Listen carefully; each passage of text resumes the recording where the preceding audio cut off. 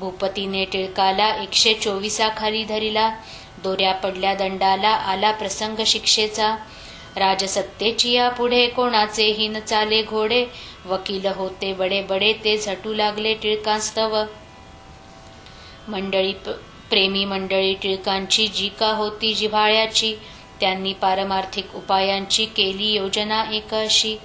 दादासाहेब खापर्डे हेही होते गृहस्थ बडे. ते अमरावतीहून मुंबईकडे जाऊ लागले खटल्यास्तव. अकोल्याच्या स्टेशनावरी कोल्हटकरास मधुरोत्तरी बोलते झाले ऐशापरी. ते थोडके सांगतो. तुम्ही जावे शेगावासी, समर्था विनंती करा ऐसी. सोडवा बाळ टिळकासी, प्रसंग मोठा दुर्धर. मीच गेलो असतो तिथे परी, मी जातो मुंबईते. तुम्ही जाऊन शेगावाते विनंती करा महाराजा. लगेच बसला गाडीत कोल्हटकर टिळक भक्त. येता झाला शेगावात स्वामी गजाननाकडे. तई महाराज मठाते निज आसनी निजून होते. 3 दिवस जाहले पुरते, परी न उठले यत्किंचित. कोल्हटकरही तोवरी बसला मठा भीतरी.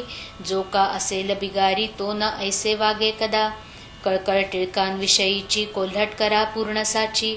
कमाल त्याने चिकाटीची केली असे आपुल्या. जाळा वाचून नाही कड, माये वाचून नाही रड. ऐसी आहे एक जाड म्हण मराठी भाषेमध्ये. 4थ्या दिवशी समर्थ उठले, कोल्हटकरास बोलते झाले. तुम्ही अलोट प्रयत्न केले, परी फळ न येईल त्या. अरे छत्रपती शिवाजीला रामदासांचा वशिला. होता परी तो कैद झाला बादशाही अंमलात. सज्जनास त्रास झाल्या विना राज्यक्रांती होईना. कंसाचा तो मनी आणा, इतिहास म्हणजे कळेल. ही मी देतो भाकर, ती खाऊ घाला लवकर. टिळकांप्रती अंतर, यात काही करू नका. या भाकरीच्या बळावरी तो करील मोठी कामगिरी. जातो जरी फार दुरी, परी न त्याला इलाज. ऐसे ऐकता उत्तर, साशंक झाले कोल्हटकर. समर्था करून नमस्कार, भाकर करी घेतली. ती नेऊन मुंबईला घातली टिळकास खावयाला. वृत्तांत तोही कथन केला आथपासून इत्तीवरी. तो ऐकून लोकांप्रत टिळक बोलले हसत हसत. स्वामींचे ते अगाध सत्य ज्ञान आहे खचित पहा. यश तुमच्या प्रयत्नांसी येणार नाही निश्चयेसी. आपली बाजू रक्षण्यासी सरकार न्याया पाळील ना. जेव्हा स्वार्थाचा संबंध नसतो तेव्हा न्याय आठवतो. हा जगाचा सिद्धांत तो होईल खोटा कोठुनी.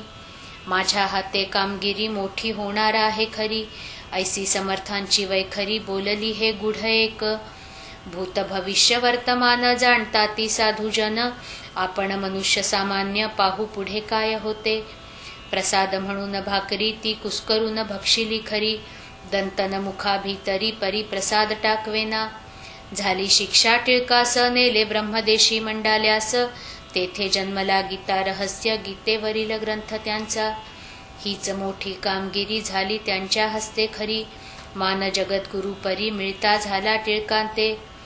या गीताशास्त्रावर टीका झाल्या अपार. त्या सांगू तरी कोठवर, मती नाही दासाते. बुध हो प्रत्येक आचार्यांनी कालमानाते पाहुनी. केली गीतेची मांडणी, जगदोद्धार करावया. कोणी लाविली अद्वैत पर, कोणी लाविली द्वैत पर. कोणी लाविली कर्म पर, त्याचे एका गीतेला. हीच मोठी कामगिरी त्यांच्या हस्ते झाली खरी. या कामाची न ये सरी कोणत्याही कृत्याते. येणेच बाळ गंगाधर, जगती होतील अजरामर. कीर्ती त्यांची दूरवर, पसरविल ग्रंथ हा. स्वातंत्र्य जरी मिळवले असते तरी न ऐसी कीर्ती टिकते. पहा करून चित्ताते पूर्णपणे विचार. स्वातंत्र्य हे साचार, येते जाते वरच्यावर. त्यात फारसे नाही सार, तो व्यवहार लौकिकी. गीताशास्त्राचे तसे नाही, ते मोक्षपदाप्रती नेई. आणि समाजाची बसवी पाही विस्कळीत घडी हे. यावत चंद्र दिवाकर, पुरुष बाळ गंगाधर. चिरंजीव निरंतर राहील कीर्ती रूपाने.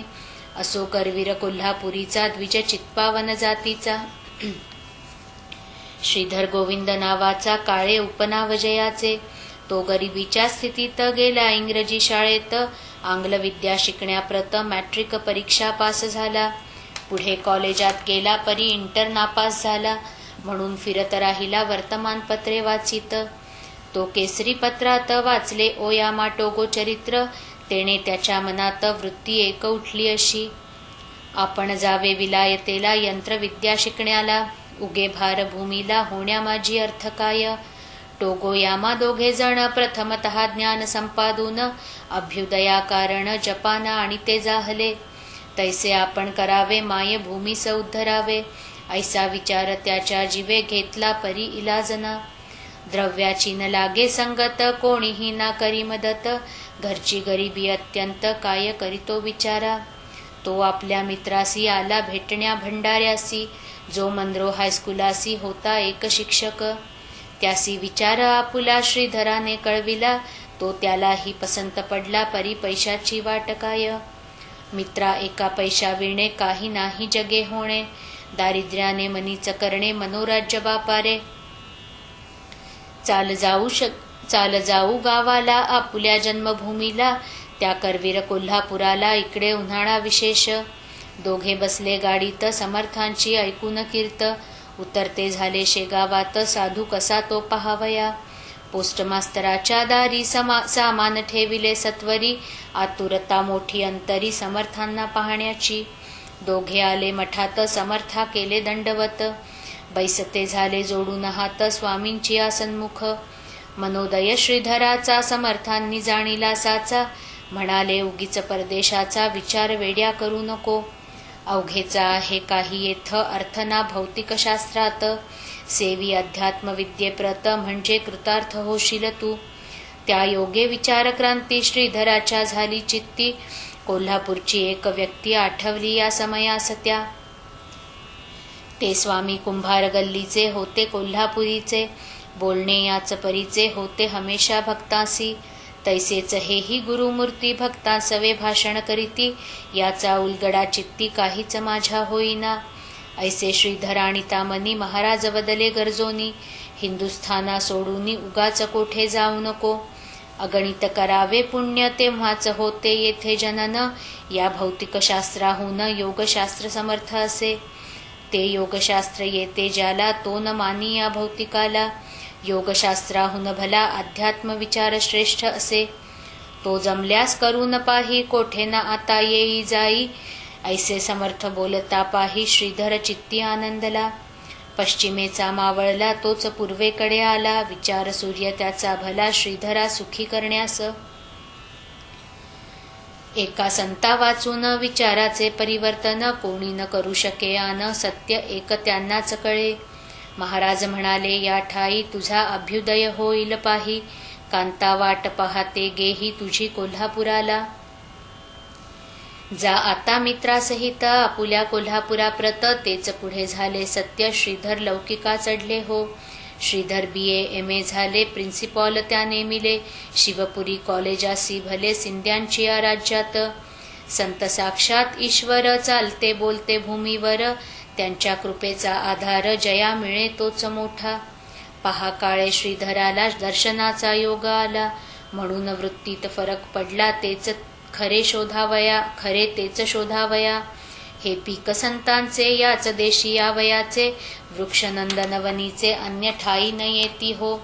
स्वस्ती श्रीदास गणू विरचित हा श्री गजानन विजय नामे ग्रंथ. दावो सर्वदा सत्पथ परम भाविकांकारणे, शुभं भवतु श्री हरिहरार्पणमस्तु. इति श्री गजानन विजय ग्रंथस्य 15ोऽध्यायः समाप्तः.